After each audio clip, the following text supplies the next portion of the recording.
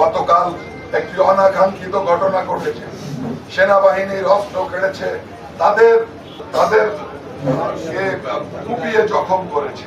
বন্ধুগণ, আমাদের এই এলাকার একটা বাচ্চা ছেলেও 12 বছরের বাচ্চা ছেলে আর তাদের গুলিতে আহত হয়েছে। বন্ধুগণ, একটা কথা মাথায় রাখতে হবে, প্রশাসন সেনাবাহিনীর সাথে আমরা যুদ্ধ করব না।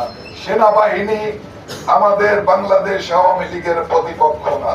বাংলাদেশে যে ষড়যন্ত্রকারীরা আছে তাদের ষড়যন্ত্রকে নকশা করে আমরা যে আন্দোলন গড়ে তুলেছি, এই আন্দোলনকে আরো বেগবান করার স্বার্থে আমরা 15ই আগস্ট আমরা শোক সভা করব, টুঙ্গিপাড়ায় যাব। সকলে আমাদের যে 13 তারিখের প্রোগ্রামটা ছিল, এই 13 তারিখের প্রোগ্রাম আমরা 13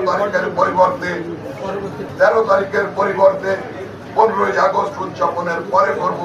এর মধ্যে আপনারা সকলকে জানিয়ে দেবেন যে একটাই কথা, যে আমরা শান্তিপূর্ণভাবে আন্দোলন করব। দেশি বিদেশি কোন ধরনের অস্ত্র যদি কেউ বহন করে তার দায় দায়িত্ব আমরা নিতে পারবো না। একটা কথা মাথায় রাখবেন,